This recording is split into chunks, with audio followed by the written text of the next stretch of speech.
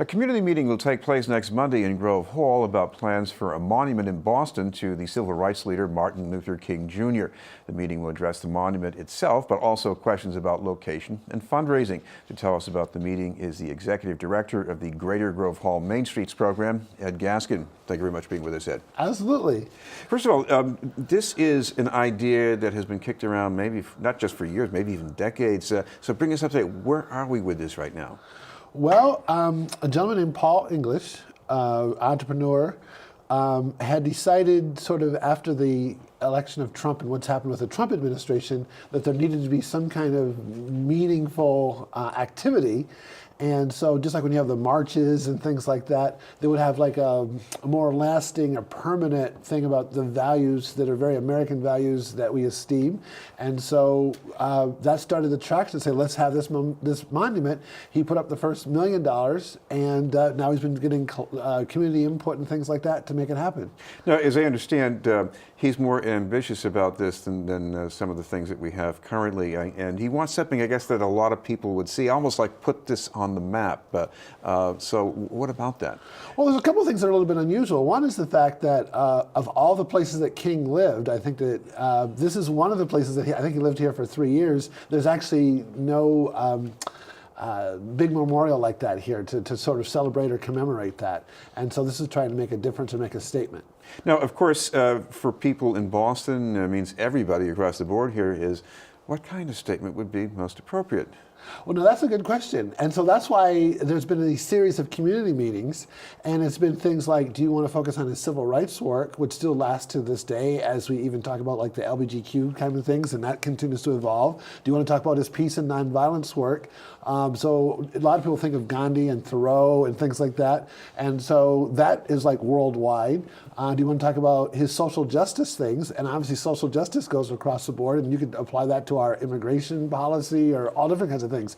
So one of the great questions is, what's the message that we would like to capture in the memorial? Now, of course, an interesting question here at this point is, what about King's own history in Boston? Yes, he met his wife here, he studied here, he was at 12th Baptist Church in Roxbury, and, you know, he got involved in some of the local civil rights campaigns. So how about that as something that ought to be in this monument? No, that's a good point. So, for instance, and again, I'm new to this, and I looked out. He had talked about some of the housing conditions and some of the issues. Even they talked about segregation, but the non-legal segregation that he saw when he was in New York. Plus the school system's problems too. Correct. Yeah. And of course, another thing is, it's going to take more than one person's $1 million to make this happen, and that means not just how people will chip in money, but how you go about pursuing money for this too, right? Well, one of the things that Paul wanted to do, I thought was very interesting, was to make it more collective and make it have more ownership. So he was like, look, I would love for a 5th grade elementary school to take up a collection so that everybody has some part of it. And I think very similar to what we saw in the civil rights movement, lots of other communities who believe in the issue around civil rights and justice and things like that have already wanted to demonstrate. So I suspect that at least from early on, not just your normal foundations, but even like the Jewish community has already said they'd like to be a part of it. So I believe at the end of the day, it's going to be it'll be quite collective and comprehensive in terms of support and for this thing.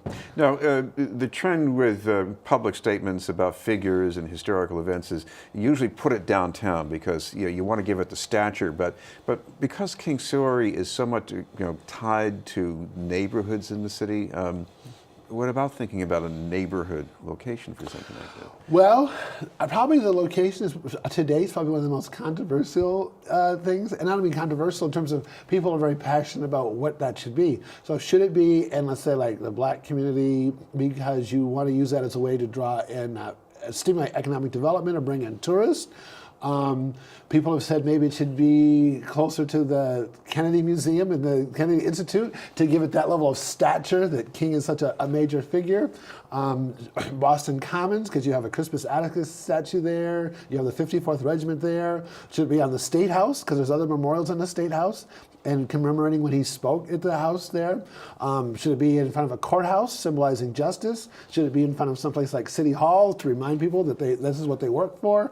So the discussion on location is an animated one, but it all goes back to all the different ways that people see King and what that motivates. And of course, it would not also be so bad if there were something honoring King downtown that could be part of the Black Freedom Trail and seen by tourists from around the world too.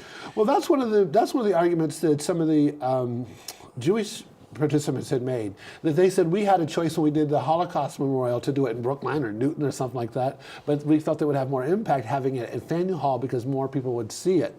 Right? So again, at the end of the day, it asks who's it for? Is it for the tourists? Is it for the residents? Is it for the community? Is it for the school children as a constant reminder, like a role model and a reminder of our history?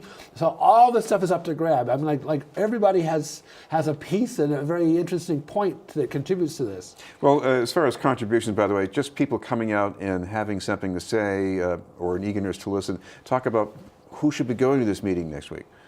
Everybody should go. That's the whole point. That's why we wanted to have something as community-wide, as inclusive and as comprehensive as possible. And in fact, this one, we've actually designed it to be more interactive. In other words, like sometimes when you have a community meeting, you have people who take a number, they stand at a microphone and they talk for a few minutes, but that doesn't give everybody in the audience a chance to participate. So what we're going to do here is we're going to have breakout groups and things like that so that people can go to whatever topic that they're interested in, maybe more than one topic, and ways to write down their ideas or thoughts, whether it's on Post-it notes or on the table itself. But we're trying to make it as inclusive and as fair as possible so that everybody can have some way to contribute. So this is going to be Monday night. Exactly what time in which building? It's 6 o'clock, and it's going to be at Prince Hall, and that's on the William Reed Auditorium on 24 Washington Street. All right. Thank you very much for being with us. Absolutely. Thank you. At Gaskin's from Greater Grove Hall Main Streets.